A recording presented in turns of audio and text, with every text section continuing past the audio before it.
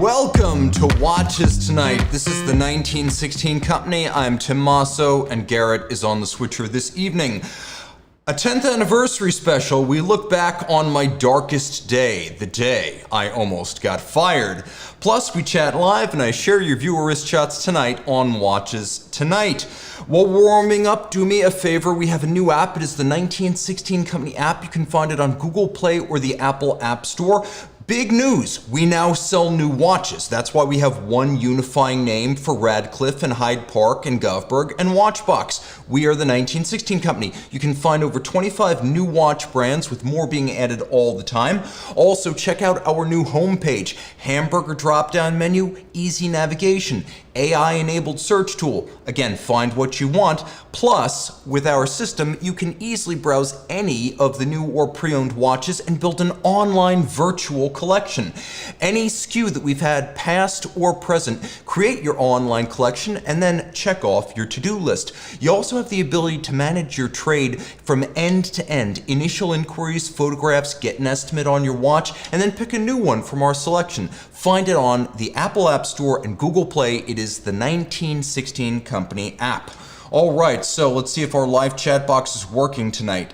It wasn't working last night, or last Monday, I should say, and we may have to get the backup computer. But that's okay, because I know this is working. And while we're warming up, check out Tim Mosso on Instagram. Lots of fun, updated daily. My 1-minute format reviews. You can daisy chain 3,000 minutes of watch reviews.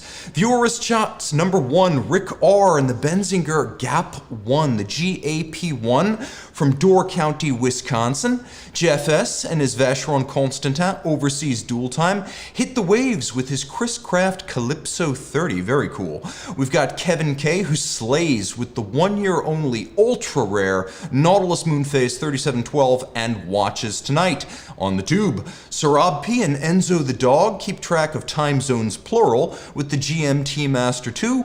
Aaron L. and his Explorer 2 Polar hit the road in his BMW M550 with double loom car and watch. Send your wrist shots to Monday Mailbag at thewatchbox.com to see your pieces on these pixels. So, that day I almost got fired. We've got enough distance and we're 2 companies removed from that time, so we can finally talk about this and laugh about it.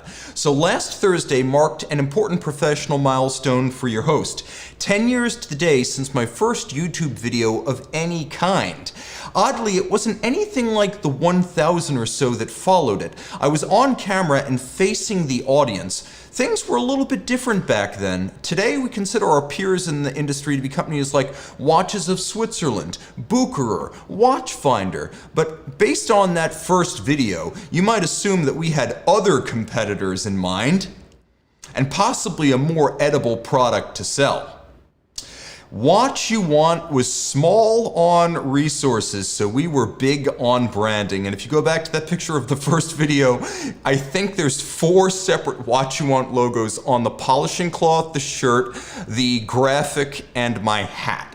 But the good news is, I haven't gained a pound since back then, but I digress. It was a start. 1 week after we recorded this, I started shooting product-only videos with my iPhone 5. I coined the term talking hands to differentiate from the face-to-camera videos common on YouTube, and I shot my first hands-on review August 15th of 2014. And as far as I can tell, Talking Hands number 1 was a Doxa Sub 800 Ti review.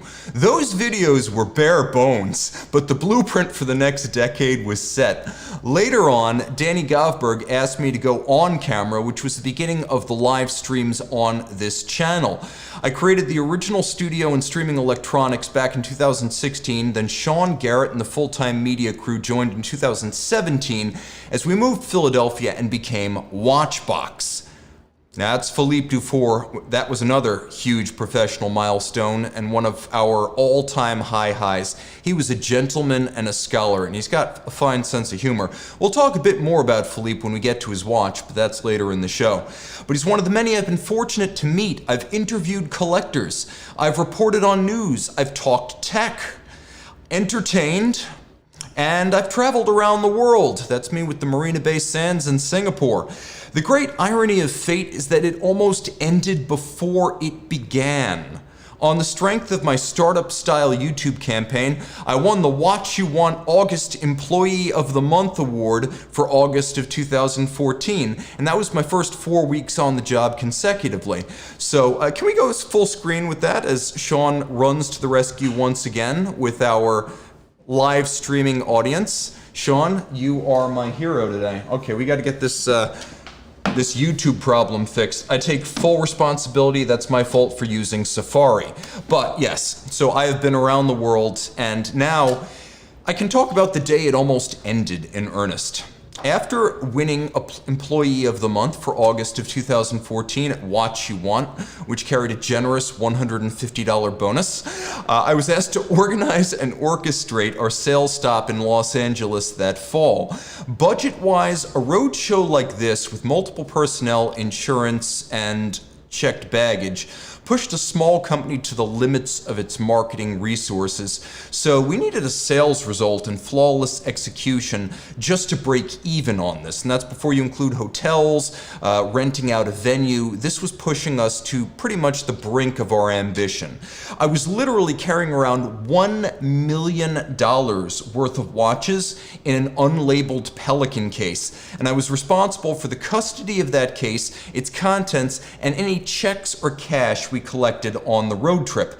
And we were calling this thing the football left and right, which they thought was making it like covert and inconspicuous. And I wanted to yell at them, stop calling it the football. Everyone knows that means it's something weird or valuable or special or dangerous.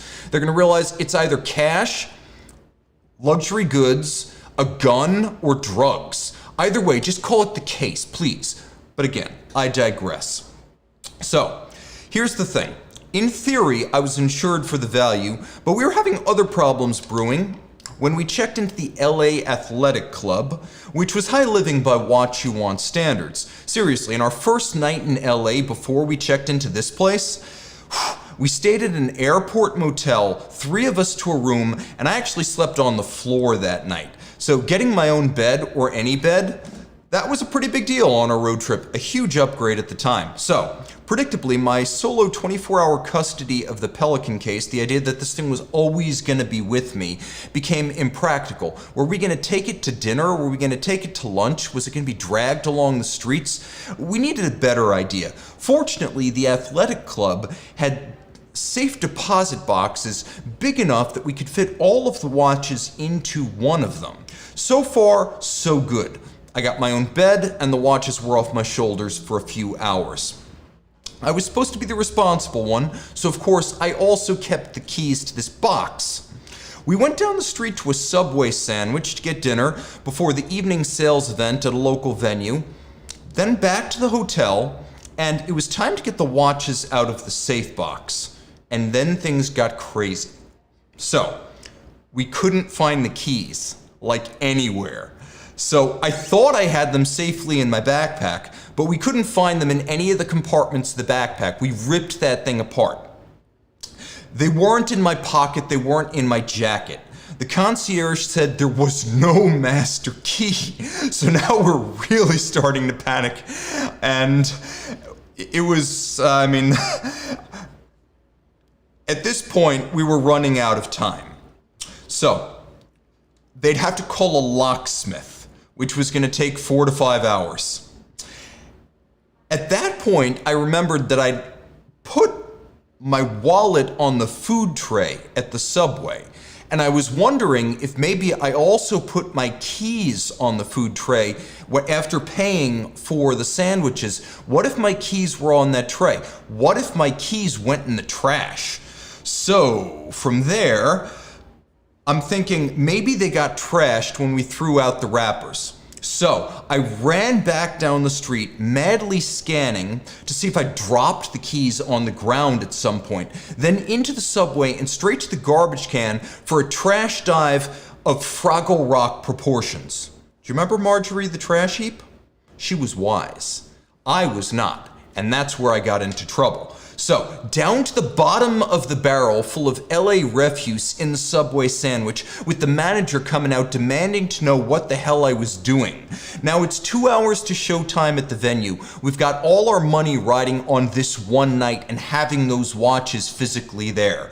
So, We haven't even started driving across LA at dusk, and who knows how long that's gonna take, and the whole roadshow is about to be a lost cause. So at this point, I'm thinking I'm totally fired since I've only been with the company for like a couple of weeks. And I'm wondering if they'll even let me board the return flight to Florida, or if I'm now gonna be stuck in Los Angeles. Back to the hotel, back into the backpack, one more desperate search of the contents, and the keys fell out onto the ground. They'd been lodged inside a tear in the backpack bottom between the cushion and the interior liner. Okay. My entire career in the watch industry turned on that moment. Literally in a state of euphoria, I walked outside to get some air, and I took this photo of a dog hanging off a convertible, and this looked like it could only happen in Los Angeles. Like the auspices from the birds during ancient Rome, I took it to be a good omen.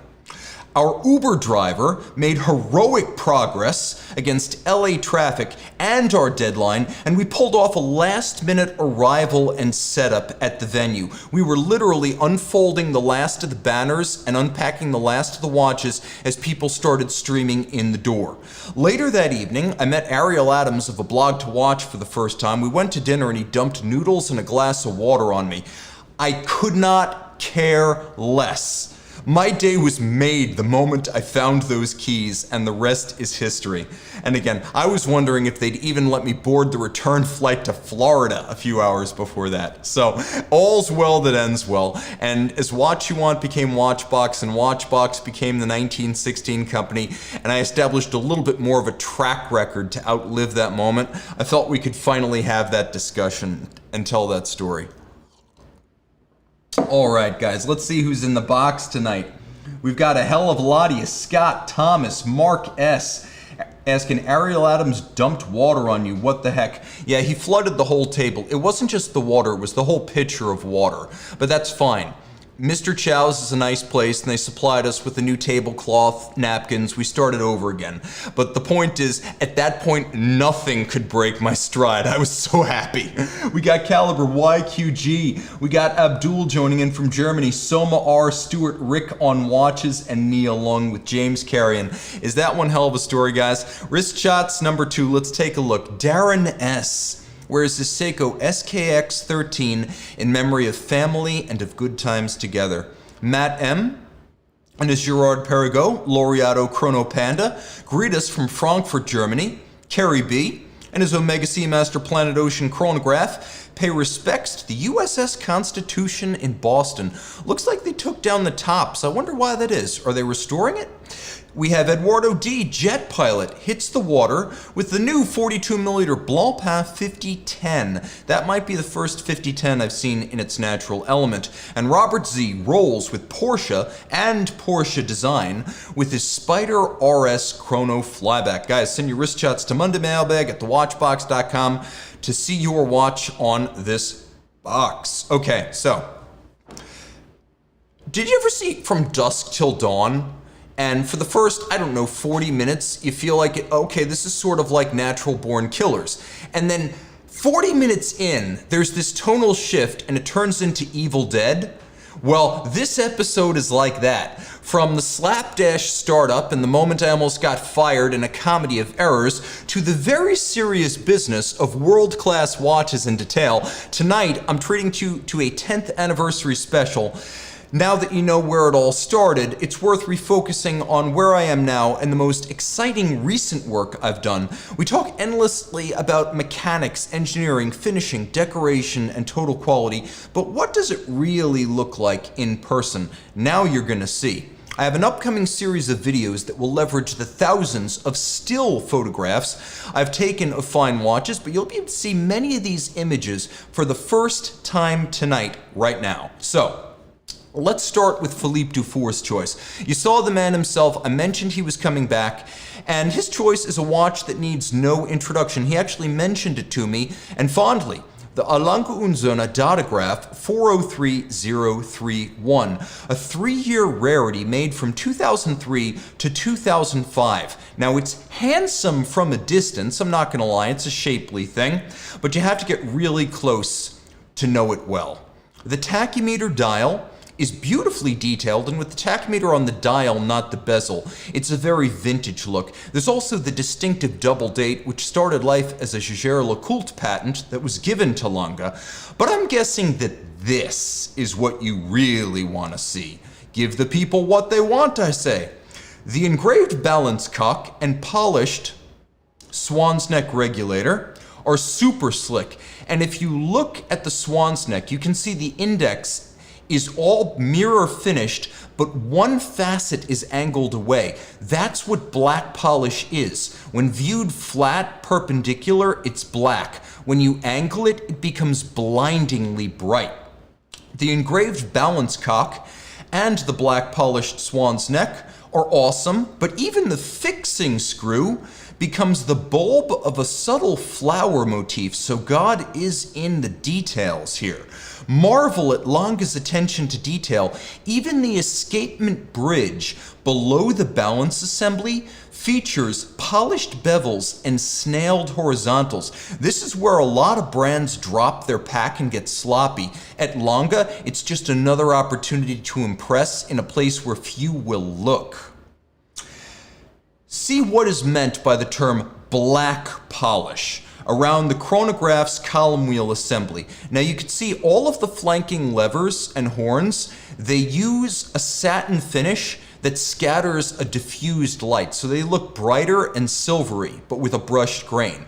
Then you can see the screw adjacent and the column wheel and its crenellated peaks, and those are the yellow arrows right there. You could see how they look quite literally black, but if you were to tilt this at an angle, they would turn blindingly white. That's what black polish is. Now here's another example featuring the chronograph clutch and its tension spring.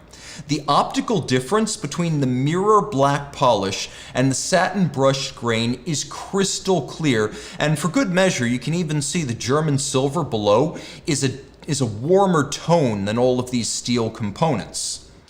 I've mentioned the interior angles of fine finished watches in the past, and if you look at all of those yellow arrows right there, you can see sharp creases where bevels come and meet, and that point where they join is sharp and creased, and that's very difficult to do on any kind of brass or German silver bridges.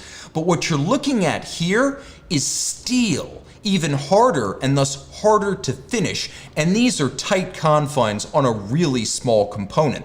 The green arrow shows you the golden chaton cup holding the pivot jewel of the chronograph intermediate wheel and the blued screws that keep it in place, and that is a heritage element that Lange draws from its 19th century origins.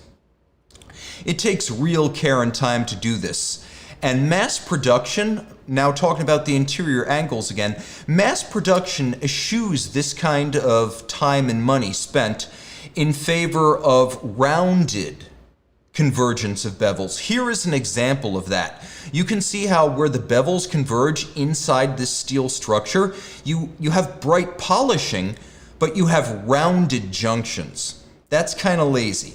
The interior angle shot also showcases that chaton so well. So going back from the rounded bevels to the sharp interior angles, and two chaton, not one, you can see how much time and effort Lange puts into these things. This is a surprisingly revealing shot right here. It doesn't seem to be a photo of anything in particular, but look deeper. It emphasizes the copper-infused glow of the German silver bridges, which are made of nickel copper zinc, not actual silver. You can see the interior beveling of the train wheel spokes, which is even harder to do than inside of a small bridge structure.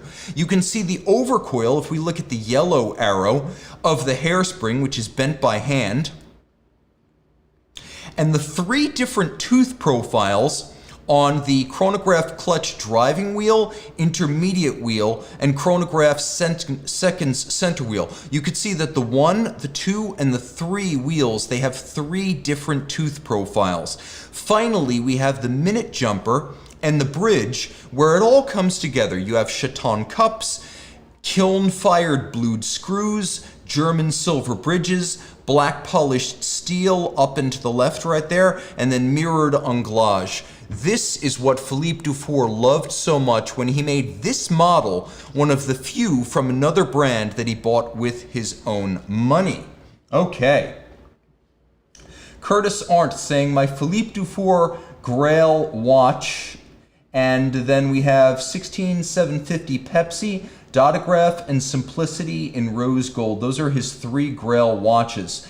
And what else is going on here? We have Thomas J. saying, great teaching, Tim. Love your work. You're the best. I don't think I'm the best, but I strive to be the best. That's my goal. It's an endless journey. We have McLauder saying, love a Lange und Söhne, and Tony De Haas, the longtime technical chief of Lange. And then we have Crazy Watch saying, a Google is necessary to really appreciate the extensive work of a see-through caseback. Unfortunately, not all those watches are worth the look. And then Abdul, Lange is top in German engineering. You might question that by the time we're done with this show. Okay, viewerist shot number 3, Joseph P., a good friend of the channel. He's a lucky man with the very rare and latest Tudor Black Bay Chrono Pink in the wild. I've heard even the best Tudor dealers are only getting 2 to 3 of those each year. Dan D. fronts a rare double with the Ming 1709 and JLC Reverso Squadra on the same branch of the tree. Spencer K. is an AP fan who thinks differently with his Jules Audemars Equation of Time perpetual calendar, not another Royal Oak. Tony C. is a connoisseur of fine Japanese small batch whiskey and his Crador featuring his automatic GCCD 989. And Darth Muppet, yet he asked me to call him Darth Muppet in the call-out, enjoys his Doxa sub in Vancouver, Canada. Send your wrist shots to Monday Mailbag at thewatchbox.com to see your watch on this box. Okay, world-class watches in detail. Now that you've seen how Lange operates, or at least how it did in the mid-2000s, we can take a look at 2 smaller German brands since we have the benefit of context. Moritz Grossman of Glashütte was founded in 2008 by watchmaker Christine Hutter. Today, it builds a small range of models that should get more attention than they do, frankly. My theory is that they don't market aggressively enough, and some of their watches don't photograph well. That is, they don't translate well to the internet. Well, I can't help with the former, the marketing, unless I'm asked, but I can definitely balance the photography equation. So, the 2021 Moritz Grossman Tremblage model was a breakthrough product for the company. The month it arrived, I suddenly had more people asking me about the brand than in the 4 years prior. Compared to Lange, Moritz Grossman likely constructs about 10% as many watches per year, and perhaps less. Now the dial is a solid block of German silver engraved over several days with a tiny burin, basically just making tiny straight line engravings at all sorts of angles and orientations. The resulting ridges are fine, dense, and unique from piece to piece. But it's the numerals, the letters, and the time tracks that I find most impressive, as they are raised in relief as part of a unitary piece of metal. These are not appliques, they're monoblock with the dial. That's really impressive to do. No applique on this dial, all raised in relief, and then these raised pieces mirror finished. The steel hands, the dial gets even better. They are needle-like and unique in the industry. They're polished manually and fired in short exposures to heat to create an uncommon violet hue rather than blue. The movement also deserves praise. Although Grossman calibers can appear austere in studio photos, they're rich and warm in person. Okay. Look at how dense that balance cock engraving is compared to Lange. Both are freehand engraved, but this is more intricate and more time was spent.